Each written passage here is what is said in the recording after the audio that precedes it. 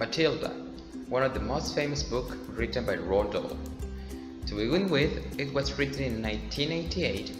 Mainly, this book is for children. However, most parents are reading it because of the language and how the characters are developed through the story. Matilda, she's a genius girl, like Einstein? Or what? She also turns out to have supernatural powers, like Superman, like Wonder Woman. Oh no. This is more like telekinesis powers. This is a story about a brilliant little girl called Matilda, who has a very lonely and underestimated life in a cruel familiar environment with parents which misunderstood her abilities. That girl becomes strong enough through her fascination with books and her ability to teach lessons to those adults that get involved in her life. As a way of analyzing the character element, in first place we have Matilda, the protagonist, who is a brilliant gifted girl. Then there are Mrs. and Mr. Wormwood, the antagonists, who are quite unworried and disdainful about their own child. Then there is Mrs. Trunchbull, another antagonist, who treats children in a very cruel and rude way. And finally, there is Mrs. Honey as a second character, who is a sweet teacher that cares about Matilda. The theme means that bad people get what they deserve. A clear example of that idea is that Mrs. Trunchbull lost all her properties, and Matilda's parents lost her custody. Therefore, those actions are the consequence of the abuse and neglect brought about Matilda's parents. The narrator is omniscient and he tells the story in third person. He is disconnected from characters, but he sees and knows everything. It seems to be an older man, because of the way he refers to each character and because of the range of vocabulary. What's the topic? The topic of this story is about the different issues that gifted children face during their early years.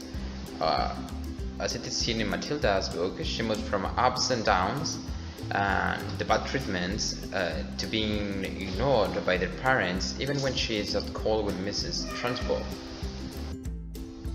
The setting of this story can be divided in four. The first one is Matilda's home. Here is where the author shows us how alone this child was, how ignored she was, and how this little girl fight with her solitude. The second one is the library. Here the author emphasizes the idea of comfort and belonging of Matilda in relation to this place. In the library, Matilda develops her reading skills, something that will help her to fill her days, thoughts, and life. The third one is Cranston Hall Primary School. Here Matilda lives adventures and makes some friends. In this place, she will recognize the fight between good against evil, with the two characters that appear here, Miss Honey, her teacher, and Mrs. Trunchbull, the headmistress. Here, Matilda will develop her sense of justice. The last one is Miss Honey's cottage. This is a safe place for Matilda. In this place, Matilda could know better Miss Honey's life story, which in some way becomes a catalyst for Matilda to finally find the truth and put an end to any unfairness related to her teacher, someone important for her. Imagery. Here we have two elements. Cranston Hall Primary School, it is described as a dark place where children were educated under restricted manners by Mrs. Trunchbull. In a way, it is like these children were in jail under her dictatorship. What's the purpose of this? The purpose of this book is mainly to reveal the misunderstandings related to gifted children and school and home. We can see that in how Mrs. Trunchbull treats a student with torture and pain. Even to show how neglected children are from their parents. It also can be seen in Matilda's parents who ignored her all the time. To whom is this book written?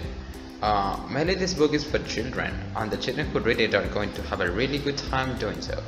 Although some of the vocabulary is a little bit challenging, for most part of dolls, writing is clearly and plainly laid out, and it is still child appropriate.